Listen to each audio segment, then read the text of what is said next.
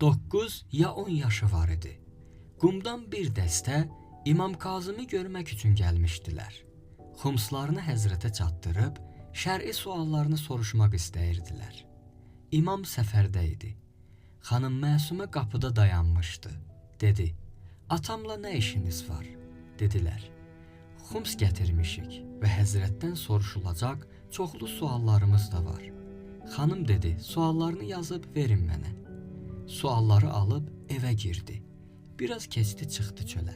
Dedi, buyurun, bu da sizin suallarınızın cavabları. Gördülər, bütün suallara cavab verilib. Qayıtmaq istəyəndə yolda İmam Kazım əleyhissalamı gördülər. Dedilər, ağa, evinizə getdik. Qızınız gəlib sualları aldı. Cavab yazaraq bizə təhvil verdi.